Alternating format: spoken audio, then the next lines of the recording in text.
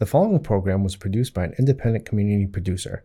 The opinions expressed do not necessarily reflect those of the ECAT staff or board of directors.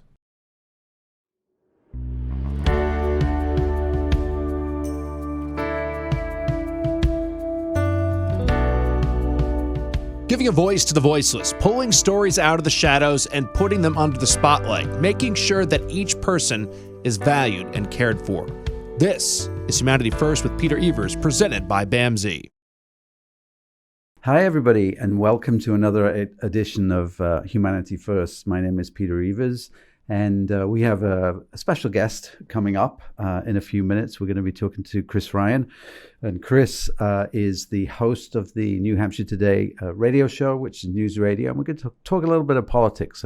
We haven't done that for a while, but what's going on in the jockeying for positions for the president and other races that are going to be happening over the next 18 months to 2 years. Before that, I thought we'd spend a little bit of time talking about substance use disorder. And it's strange the way that this topic came up this week, because you may well be aware that a tiny bag of cocaine was found in the White House, and there's been a great kerfuffle, or whatever, I can't spell that word, but kerfuffle around the issue of somebody finding this tiny piece of cocaine, and nobody knows where it came from. I guess it was in a heavy trafficked area where people visit on the weekends, and as usual, the sort of news carousel sort of talks about this on and on, when the real issue around substances remains an issue of public health for us. There's been recently a lot of research done, and let's begin with the fact that the issue around substance use disorder, which manifests itself in increasing number of overdose deaths in Massachusetts. Let's just take that. Since 2020, in the year 2020, we had about 230 deaths from overdoses. This year, we're going to break a record that we're not particularly proud of, I'm sure, in around about 2,350 deaths that we're on target for. This is really, really concerning for everybody, and everybody knows somebody, and everybody has a story about somebody who has struggled with addiction. We have an increase in deaths because of the amount of fentanyl that is found in all sorts of different drugs, from cocaine to methamphetamines to heroin, and now we have the additional worry of xylazine, which is actually a veterinary drug which is used for large animals, which is now being used and sold on the street coming in from China. It is a real problem because it's retailing at very, very cheap. We're talking like $6 for a pound or something like that, when you think about how that stacks up to the cost of drugs that are on the illegal market at the moment. And xylazine is so much stronger than fentanyl, and fentanyl is responsible for 93% of the deaths that are occurring in this state that occurred last year, when there were 2,300 deaths. We're not addressing the issue of public health here, and when we look at different ways of addressing addiction, we need to look farther afield. One of those places is Portugal. Portugal is a country that really took this on as an issue some 20 years ago, and they said we're going to decriminalize the possession of all drugs, and that's exactly what they did. And that sounds to us as Americans as something really, really scary. But the fact that we're not decriminalizing drugs means that we're still having an outrageous amount of people dying from this disease of addiction. What does it look like in Portugal now? Well, what it actually looks like is that the number of deaths have fallen precipitously. Interestingly enough, it's still illegal to use drugs in Portugal, and it is also distributing and dealing drugs is dealt with very harshly within the criminal justice system. But what we're talking about is changing an attitude towards the ability to recover. The other thing that they have over there and in other places are these consumption centers, places where people use drugs in a way that is safe, where people have the opportunity to talk about possible recovery. And those things in Portugal have just dropped the overdose death level enormously. There is still homelessness, there is still poverty, but addiction isn't fueling that homelessness and poverty. I'm not making a statement about what we should do around the issue of addiction and overdose death. But what I am saying is we really need to try something different, and we really need to think about a public health policy for this terrible disease. We'll be right back. Hi, I'm Jamie. I'm an essential worker here at Bamsi, and I'm a nurse. Nurses are essential here at Bamsi because as nurses, we really have the opportunity to make an impact. We have very small ratios, so we have the opportunity to really learn everything about the person served and be able to give the best care. It really serves such a great purpose for me as being a nurse, and really why I came into nursing. Learn more about nursing opportunities at bamsijobs.org. Giving a voice to the voiceless, pulling stories out of the shadows and putting them under the spotlight, making sure that each person is valued and cared for. This is Humanity First with Peter Evers, presented by Bamsi. Welcome back, everybody. And as promised, we have Chris Ryan in the studio today. Chris, as I mentioned at the top of the hour, is an iHeartRadio person who really covers political and sports news up in New Hampshire for New Hampshire Today. And Chris and I go back probably a decade now, where we've been. It's been a long time. Well, we've been talking on the air about issues of mental health, issues of behavioral health, and generally issues of social justice and what goes on in our community. So, a pleasure to have you here, Chris. Welcome. Great to be here, Peter. Thank you for having me. Some of the things that we've done over the years up in New Hampshire have been talking about presidential races and sort of fitting them into what changes might happen relative to mental health and substance use disorder. I have a very distinct memory of interviewing Bernie Sanders with you a few years ago, and you asked him a very direct question about about how he was going to pay for healthcare. I think right. It was one of the more amusing moments. Bernie was big on platitudes, not so big on specifics. There's one, we could tell stories here all day, but there was one time where Bernie said that you used to be that a doctor would come to your home, he said. I'm like, so you're saying that under your plan, there would be doctors? No, I'm not saying that. I'm like, well, then why are we bringing up the doctor coming to your home then, Bernie? It was a great moment. But obviously you have your finger on the pulse of what's going on at the moment, and you have guests on your show every day who are potential candidates, or actually are candidates for running.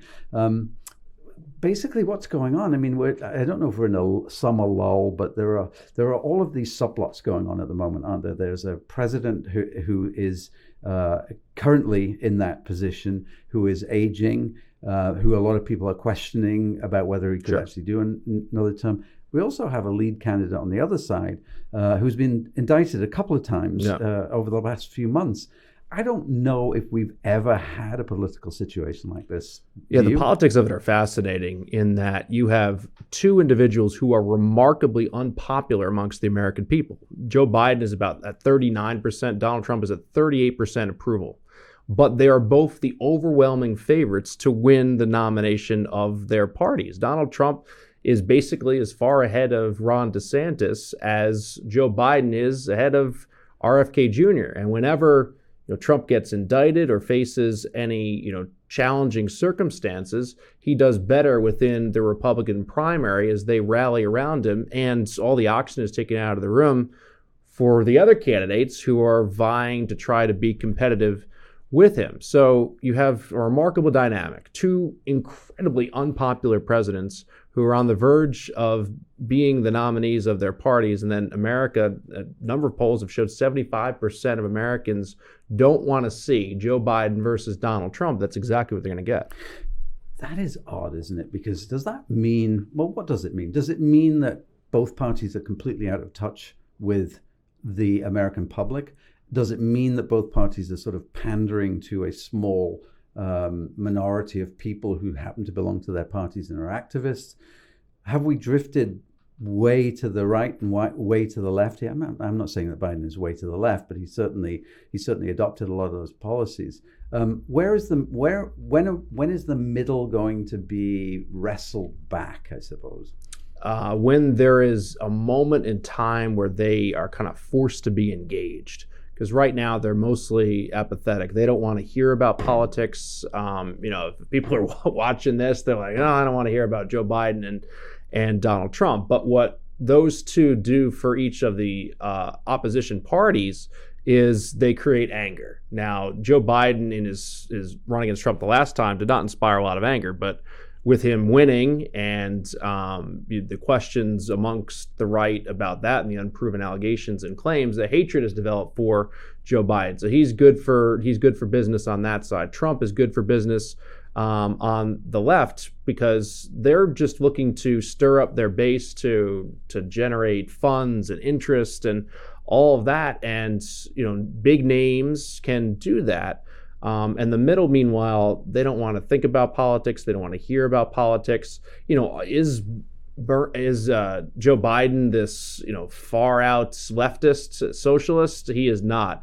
Donald Trump is not really a conservative either in any way, shape, or form. So they've been branded as things that they're both not. I mean, Trump is an opportunist. Joe Biden is a centrist basically, and both of them are elderly. Yeah, right. Joe Biden is 80 years old. Donald Trump is 77, and this time period is one in which everyone is frustrated, but they're also kind of confused and fearful because the world is a very unstable place. I mean, you've mentioned some of the issues here, domestically with drug use, which is symptomatic of folks being, hopeless, fearful, economically deprived, dealing with mental illness that's untreated. So there's all those issues. Plus, we're coming out of the pandemic, which disrupted everybody's lives for years. There's concerns about what's happening internationally. The economy is unstable. It seems that inflation has come down, but there's still concerns about a recession. So it's a very strange dynamic in which people in the middle don't feel compelled to be engaged because they're so fed up. But the time to be engaged is now with the primary right there. If you don't like Donald Trump as a Republican candidate, in New Hampshire, or you vote with your feet here in Massachusetts and go up and volunteer for campaigns and engage in events and so forth, but not vote, obviously. Now is the time to change things. Yeah, and there's so many other things going on in this sort of lattice work tapestry of what is going on politically. Supreme Court's a good example of that, right? Yes. This weird situation where within a one-term presidency there are 3 people put on the bench, which, center-to leftists would say some of the most radical politicized appointments ever, which is, of course, not true, as we know. But they are beginning to make a significant difference in some of the decisions they make, until you get these odd decisions from an opinion written by Neil Gorsuch, I think. No, it was one of the new ones. Kavanaugh, yeah, around the rights of Native Americans and land. You get the decision reversal on the right of people for universities to make decisions around race, and then loan forgiveness. It seems all over the map at the moment, and not necessarily what I think those people who have fought for a radical right Supreme Court have fought for. Now, that's a really good point, but what is definitively clear is that the Supreme Court has become, if not the most powerful of the 3 branches of government, it's knocking on the door. And it seems that they have kind of definitely usurped the legislature and Congress in that they are, and I don't think it's because of necessarily their political bent or anything of that nature. I think it's just basically because Congress has given up on doing anything. Nothing to get done. Right. So therefore, they are kind of the Supreme Court is having to step up and settle a lot of those battles between the two, or, define things in regard to the law versus making judgments about what Congress has passed. And meanwhile, the executive branch has gotten more powerful in terms of its, from not necessarily from an actual standpoint, but from a focal point. while also using executive orders to govern more consistently than going through Congress, again, because Congress is broken. Mm-hmm. So the biggest problem to me is the fact that Congress is broken. And if anything is going to get done, it has to get done via executive order, which obviously, the next president can do away with that, or supposed to be the least powerful of the three co-equal branches of government. The judiciary is now stepping up and has become much more powerful than Congress. And we know that there's been examples of that in the past, and we're looking at a period that probably goes back a number of years. I think about Citizens United, which was the beginning of this process. But I go further back than that because, the Democrats back in the 1980s sort of fought a nomination of Justice Bork. And it's almost as if the Republicans have been sort of remembering that and orchestrating and moving towards that. And yet Democrats have sat around and not done things that they could have done. And, take, of course, the most divisive issue in this country, which is the abortion rights. Mm-hmm. The Democrats could have settled that 15 years ago, mm-hmm. but they didn't. And it's another example of really stagnation within the political process. I think immigration as well. I mean, you could go through a number of different areas where Congress has not gotten anything done, and therefore, the Supreme Court had to step up on Dreamers. The Supreme Court had to step up on abortion because these issues are so divisive that the political figures, again, don't want to take on anything challenging because they may lose the next election. But you let it go to the judiciary and let the burden fall on them as to what the decision is, and then blame them for said decision. And basically, Congress has become about absolving themselves from any responsibility as opposed to taking on the responsibility of legislating. Do you think that gerrymandering has done anything to do with that, Chris? Because I think about some of the Marjorie Taylor Greene is a good example of somebody, and I'm not getting into the politics of it, but somebody that can basically say anything they want. Mm-hmm. They can make stuff up, and I'm sure that people on the other side. I mean, you could bring up Maxine Waters out in San Francisco, and there's Alexandria Ocasio-Cortez. I mean, there's a whole bunch of different examples. Gerrymandering is really bad for the country, and we've also seen.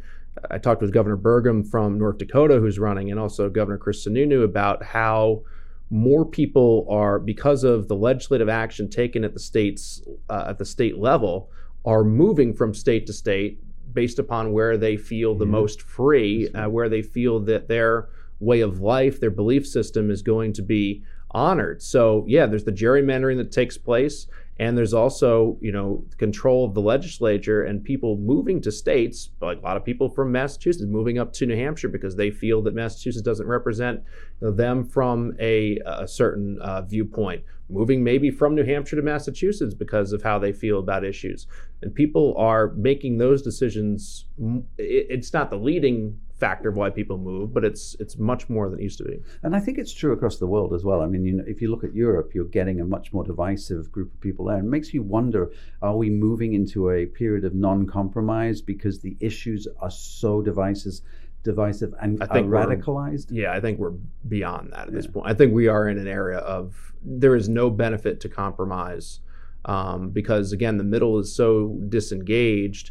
And if you give anything and work with the other side, because there's been such a team sport type hatred thing that's been built up, there's nothing to be gained if you are a Republican working with a Democrat in most circumstances. Same thing, from the other side of the aisle. So there are examples of compromising existing at the state level, and the local level happens every day. I mean, very often the best government is local government.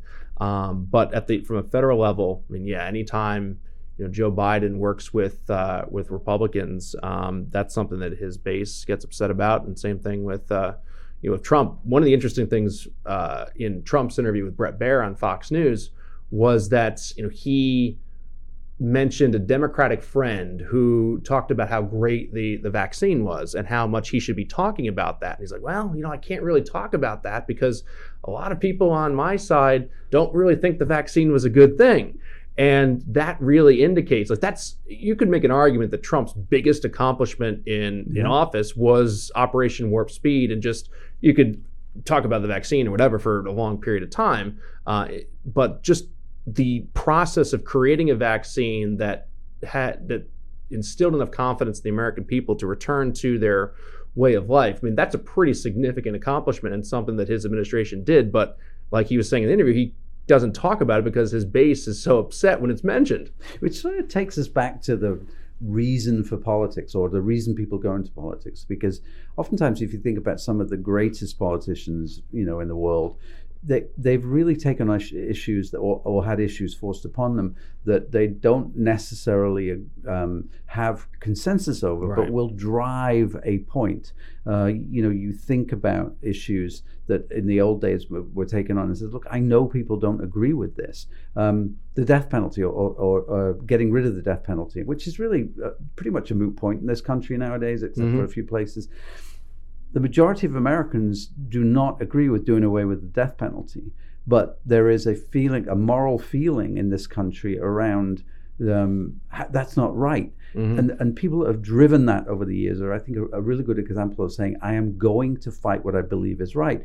I don't get that feeling with a Donald Trump, for instance, who says, I can't say that because the majority of people who get me in, and therefore my goal is here to be in some sort of power, will disagree with me. It's a different way of looking at why you're a politician.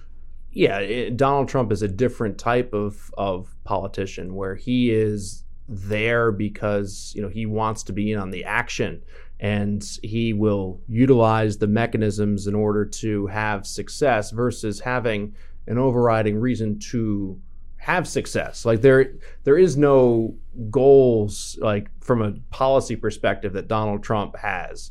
The goals that he has are based upon relationships that he can build in order to get to where he wants, which was to the White House initially, or back to the White House again. Like he doesn't have a strong feeling on pro-life issue, doesn't have a strong feeling about a lot of policy issues. So that's one of the things that it'll be interesting to see as this primary moves forward. Is the other candidates are much more true and trident when it comes to their belief systems and the policy initiatives that they want to engage on. And in fact, somebody like Ron DeSantis, Mike Pence, and Tim Scott on the life issue are running far to the right of Donald Trump, and he has actually shifted back towards the center and said, you're going too far on the abortion issue. You're going too far on these other issues. And that's been pretty interesting in that he has been able to tack back towards the center from a political standpoint, but it's all under the conceptualization of the indictments and everything else, and what is that going to mean for his candidacy down the road. And currently it means that he is going to have success because the Republican Party and people voting in primaries back him overwhelmingly in these situations. But when it comes to the general election, it's a completely different beast. Yeah. Well, I mean, if we didn't want transactional politics, I suppose the country wouldn't have voted once for Donald Trump. And it's interesting that it went back to much more tried and tested measures. But Chris, it's been a pleasure. It's going to be interesting to see how things fold out over the next few months. And hopefully you'll come back and talk a little bit more when we're further down the line. Sounds great. We'll check back in. Thanks a lot, everybody.